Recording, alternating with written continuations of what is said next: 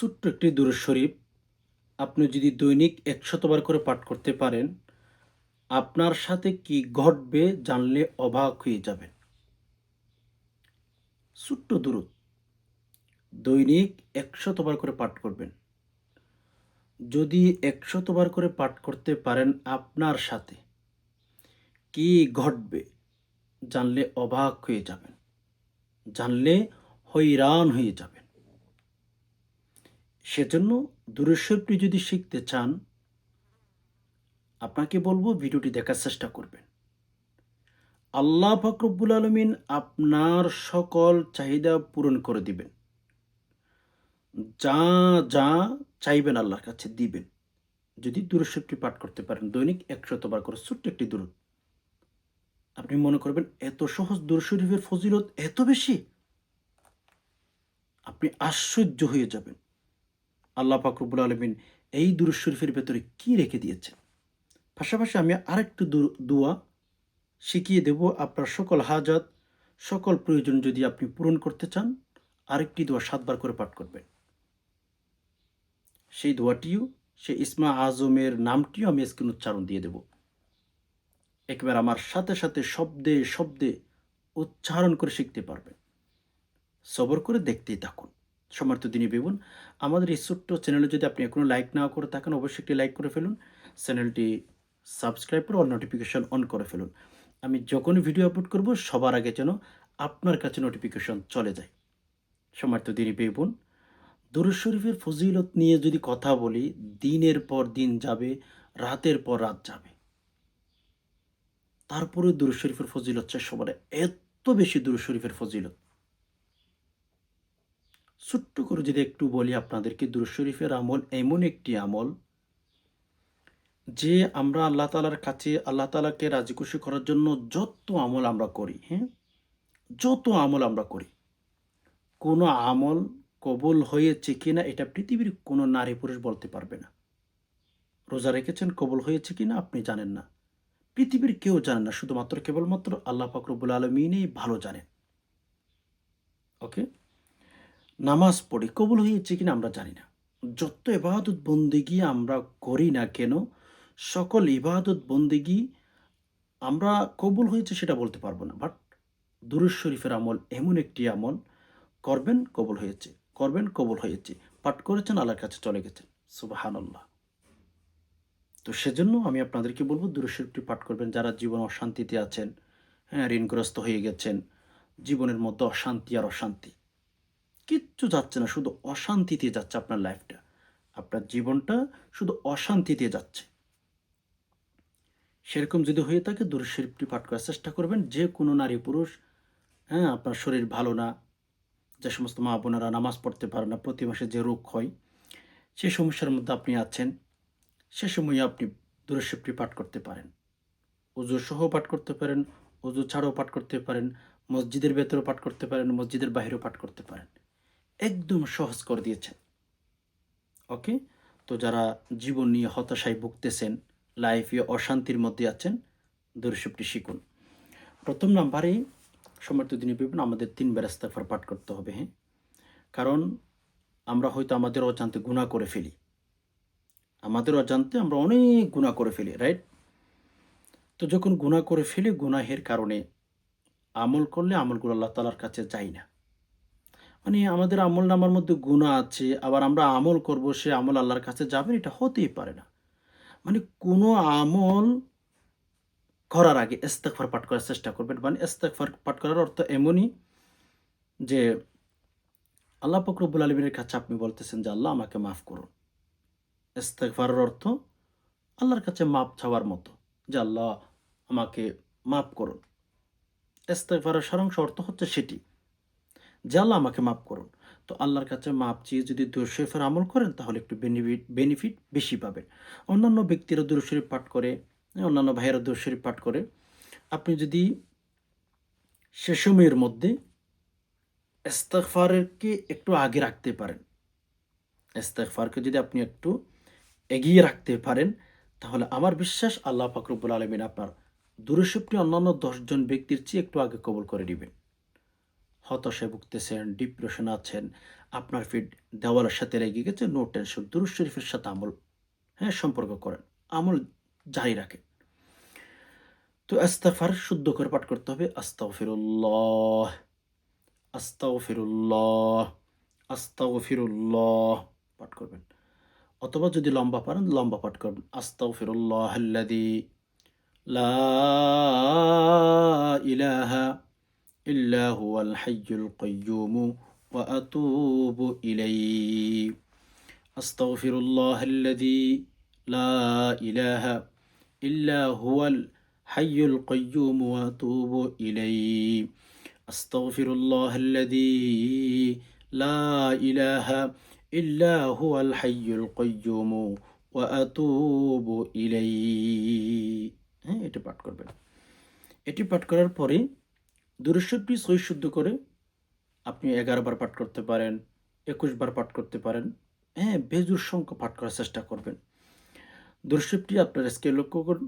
আল্লাহুম্মা সাল্লি আলা মুহাম্মদ ওয়া আলা আলি মুহাম্মদ। ছোট্ট দুরূদ। আল্লাহুম্মা সাল্লি আলা মুহাম্মদ ওয়া আলা আলি মুহাম্মদ। আল্লাহুম্মা সাল্লি আলা মুহাম্মদ ওয়া আলা আলি মুহাম্মদ। আল্লাহুম্মা সাল্লি বলবেন, আল্লাহুম্মা সাল্লি ওয়া সাল্লিম।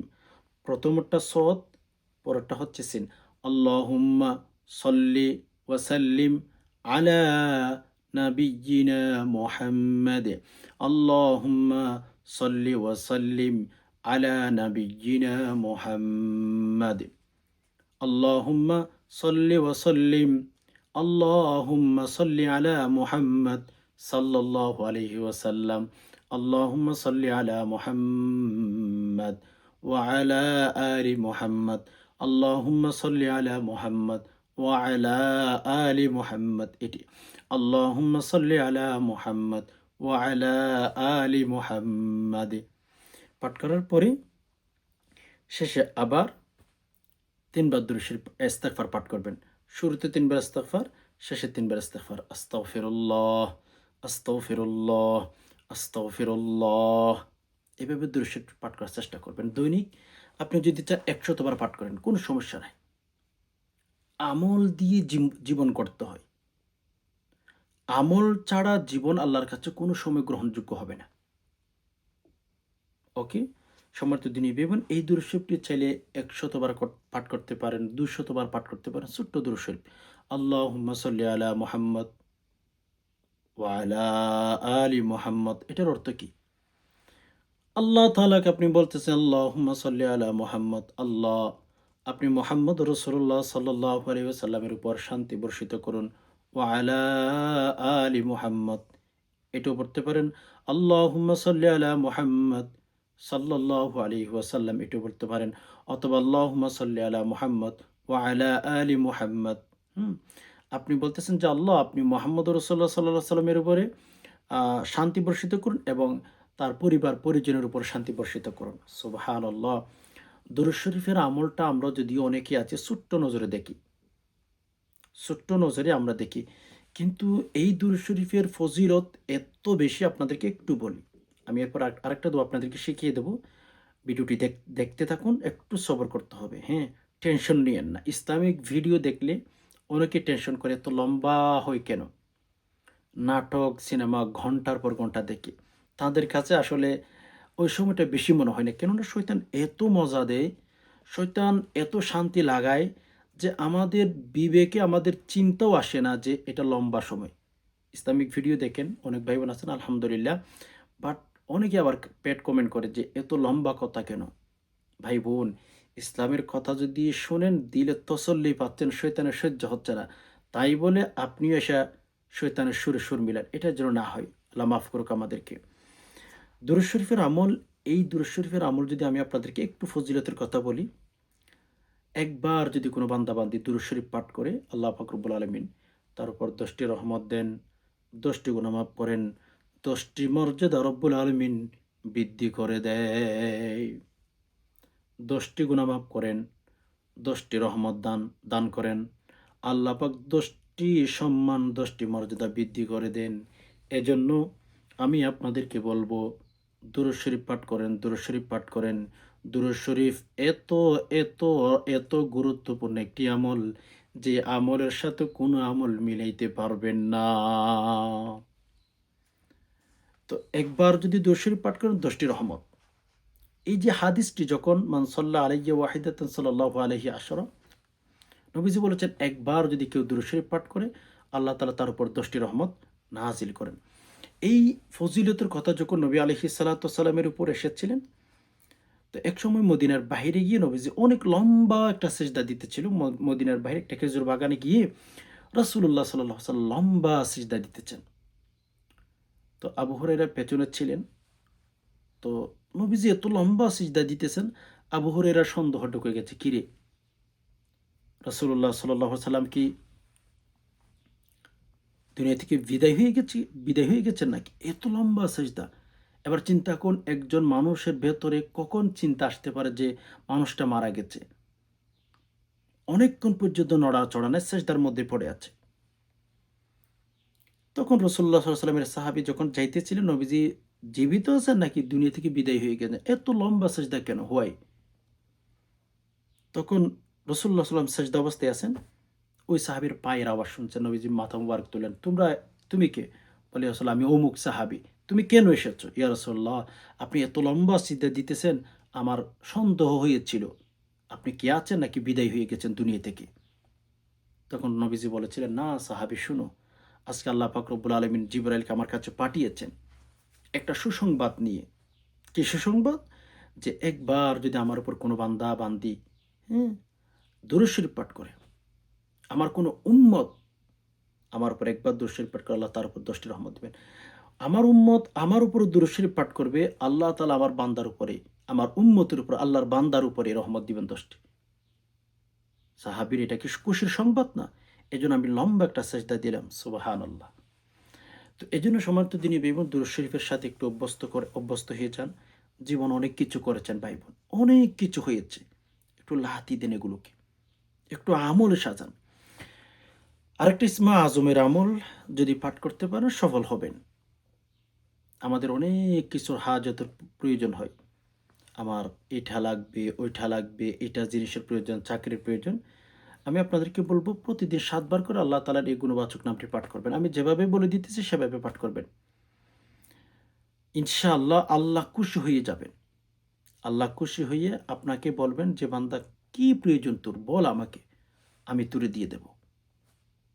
আমাদের এই ছোট্ট জীবনে কত কিছুর প্রয়োজন, ঠিক না? কত কিছুর প্রয়োজন। আজকে এইটা, কালকে ওইটা। এমনও সময় আসে আমাদের সামনে আমাদের একটা জিনিসের প্রয়োজন, লেকিন ওই জিনিসটা আমরা পাই না, ঠিক না? ওই জিনিসটা তখন আমরা পাই না। ইনশাআল্লাহ আমলটি যদি করেন, আপনার প্রয়োজন যখন যেটা হবে আল্লাহ তাআলা দিয়ে দিবেন। আল্লাহ তাআলা ব্যবস্থা করে দিবেন। তো ১ম এ ৩ বার ইস্তেগফার, এরপর ৩ বার দুরূদ শরীফ। আমি এই দুরূদ শরীফ আর ইস্তেগফারের কথা কেন বলি জানেন? আপনারা অনেকেই জানেন, বাট আপনাদের স্মরণ করিয়ে দেওয়ার চেষ্টা করি। অনেকেই দুরূদ শরীফ পাঠ করেন না, ইস্তেগফার পাঠ করেন না। রাসূলুল্লাহ সাল্লাল্লাহু আলাইহি ওয়াসাল্লাম বলেছেন, কোনো আমলের আগে যদি দুরূদ শরীফ পাঠ না করা হয়, ওই আমল আল্লাহর কাছে যান না। আল্লাহ পাক রব্বুল আলামিনের কাছে ফেরেশতারা নিয়ে যান না, আপনার মাথার উপরে থেকে যায়। এজন্য আমি প্রত্যেক ভিডিওর মধ্যে আপনাদেরকে ইস্তেগফার আর দুরূদ শরীফের কথা বলি। একটু খেয়াল করুন, হ্যাঁ? আস্তাগফিরুল্লাহাল্লাযী লা ইলাহা ইল্লা হুয়াল হাইয়ুল কাইয়্যুম ওয়া আতুবু ইলাইহি। আস্তাগফিরুল্লাহাল্লাযী লা ইলাহা ইল্লা হুয়াল হাইয়ুল কাইয়্যুম ওয়া আতুবু ইলাইহি। আস্তাগফিরুল্লাহাল্লাযী লা ইলাহা ইল্লা হুয়াল হাইয়ুল কাইয়্যুম ওয়া আতুবু ইলাইহি। ৩ বার দুরূদ শরীফ পাঠ করবেন। আল্লাহুম্মা সাল্লি আলা মুহাম্মাদিন আবদিকা ওয়া রাসূলিক وصل على المؤمنين والمؤمنات والمسلمين والمسلمات. اللهم صل على محمد عبدك ورسولك وصل على المؤمنين والمؤمنات والمسلمين والمسلمات.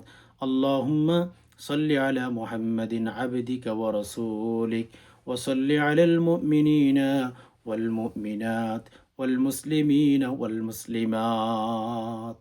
ওকে, 3 বার ইস্তিগফার, 3 বার দুরূদ শরীফ পাঠ করা যখন শেষ হবে, আল্লাহ পাকের গুণবাচক নামটি পাঠ করবেন।